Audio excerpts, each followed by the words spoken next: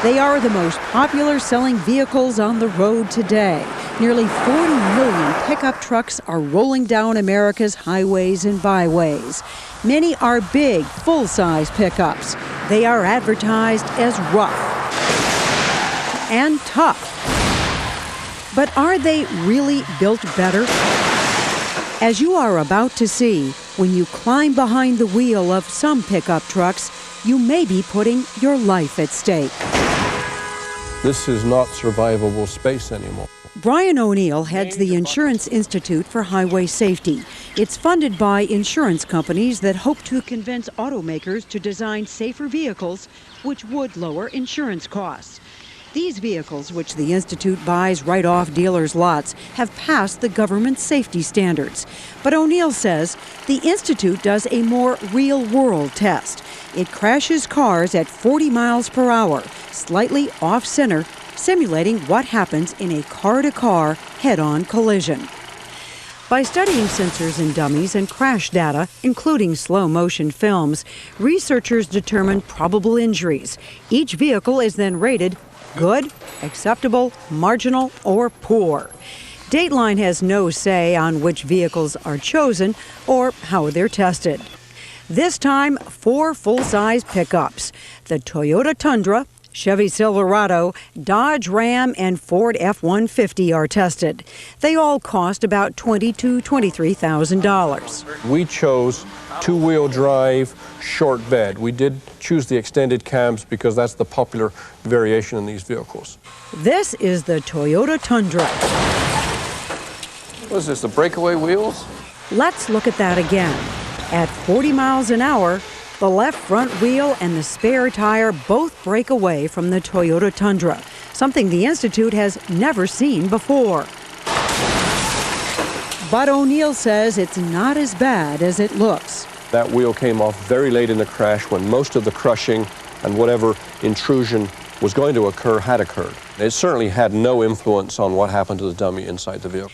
In fact, an engineer is even able to open the driver's side door.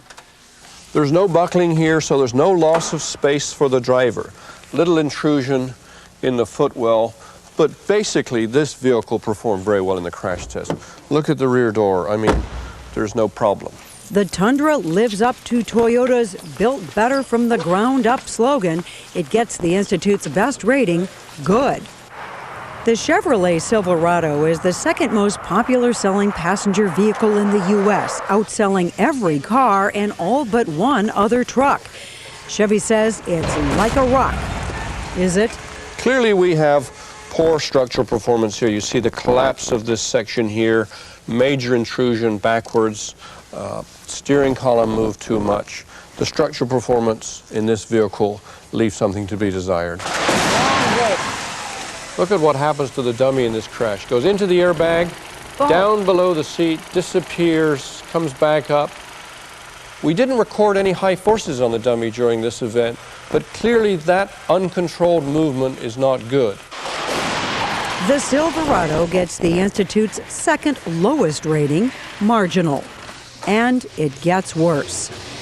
Dodge calls its Ram the mother of all trucks. That's not done very well. This is a mess. We've got a major collapse here. We can see the dummy's in a terrible position. The legs and knees are driven upwards and backwards. A person in a crash like this would not be doing well. This crash test told you that in this kind of accident, you might have a fatality. There's the possibility of fatal injuries in a crash like this in this vehicle. O'Neill says it's been a long time since the Institute's seen injury reports this bad in any vehicle. Dodge Ram gets the worst rating, poor. And what about the most popular selling vehicle in America, the Ford F-150? More and more people are buying it as the family car. Take a look at this. Total failure of the compartment. The safety cage is just collapsed. The dummy is in a terrible position as the structures come back, the seats come forward. I mean, there is no space left for the dummy. Looking at the crash in slow motion, O'Neill is able to point out specific problems with the Ford F-150. This is as bad as it gets in terms of crash performance. Look at the collapse of the compartment. That is not a safety cage. That compartment has massively collapsed. Is this a fatality? The forces recorded on the dummy's head and neck in this crash were sufficient that if a person experienced those forces, the one possible outcome could be a fatal injury.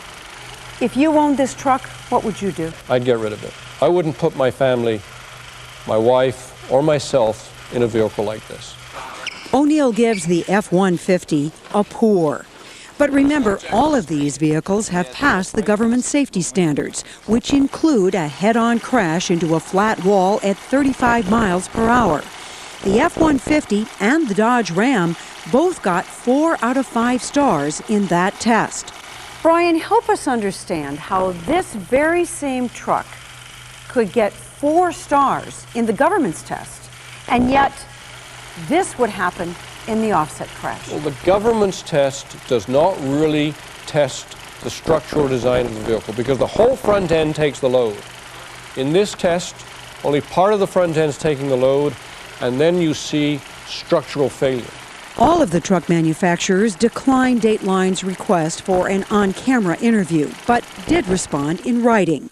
GM, the manufacturer of the Chevrolet Silverado, which got a marginal rating, points out it conducts a battery of tests and that this test does not reflect the wide variety of crash modes GM considers in its safety tests. Chrysler, maker of the poor-performing Dodge Ram, says no single test can measure a vehicle's overall safety performance in real-world accidents. Ford, whose F-150 got a poor, tells Dateline it's examining the results of the test to see if any structural changes can be made without compromising the already high level of safety of the vehicle. Ford criticizes the Insurance Institute for Highway Safety frontal offset test as an extremely severe high-speed test that does not often occur in real-world situations.